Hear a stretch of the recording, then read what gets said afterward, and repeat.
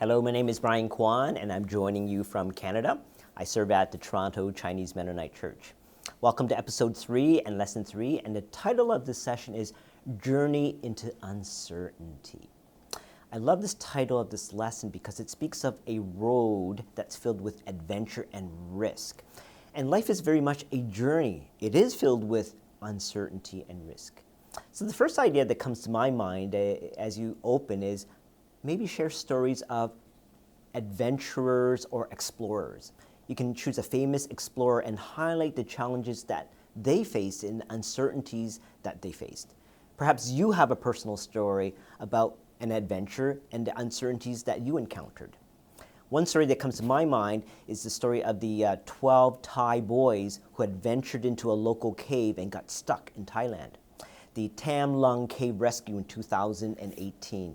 And this story gripped the entire world as we watched and prayed for these boys. And that international rescue team, they faced insurmountable obstacles as they tried to figure out ways to rescue these boys. And the task seemed impossible. Many doubted if rescue was possible. In the end, it was nothing short of a miracle when one by one, all 12 boys were brought back to safety.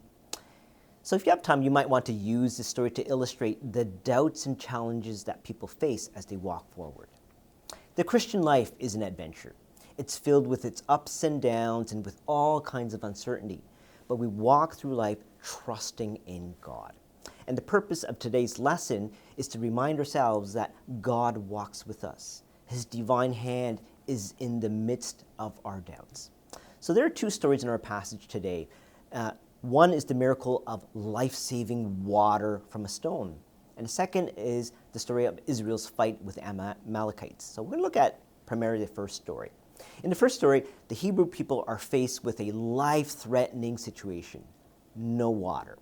No water for the tens, maybe hundreds of thousands of people in the desert. And this was a crisis, an impossible situation. How do you resolve a crisis like this? Verse 3, and the people complained against Moses and said, "Why did you bring us out of Egypt?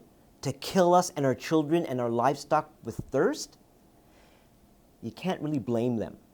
The Hebrew people were frustrated. And how can you blame Moses for his lament? "What shall I do with my people?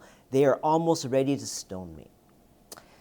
In the share section on page 15, there are some great questions about faith, doubt, and uncertainty. And the resources name these as limit situations. These are non-ordinary situations of fright, of suffering, and deprivation and conflict. So how we respond to these limit situations is really a test of our trust in a God who is unlimited. And I think this would be a key for this lesson. God is unlimited. So faith in those moments where things can look rather messy. We are temperamental, fickle people. And our faith, it's mixed with doubt and hesitation and uncertainty. And this is a very normal experience for people of faith. And I think it's helpful for you to share with your students this truth. It helps us to know that it's okay when we feel confused and uncertain and doubtful. Author A.J. Gregory, she writes in her book titled Messy Faith, this is what she says. Messy faith is about being sure and unsure, whole and broken, warring and losing and winning.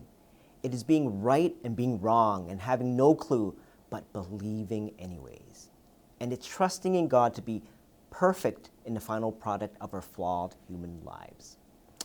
Very honest words about her walk, and she offers us comfort when the road ahead of us is bumpy and unclear. So in this crisis situation, God hears his people. He responds, but his response is puzzling. He asks Moses to do something odd and unusual. Strike the rock with your staff. And suddenly, water gushes forth from the rock. And it's a miracle. Water from a rock. It defies logic because God is unlimited. So you might want to spend some time and have conversations about miracles. How do modern people reconcile miracles with other miracle stories in the Bible, like walking on water, feeding 5,000, sight to the blind, and resurrection? So in our current cultural climate, anything which is disagreeable is branded as fake news. We live in a very cynical world where objective and rational people are left kind of scratching their heads, wondering, how can people think this way? Why don't you be more critical? Check the facts. Why don't they listen to science? So it will be important for young adults to reflect their responses on these biblical miracles. It will surface doubt for sure in their uncertainties, but it's helpful for them to talk it through. Well, these are my insights, and I hope you find them helpful for your lesson planning. Have a great lesson and class, and we'll see you next time.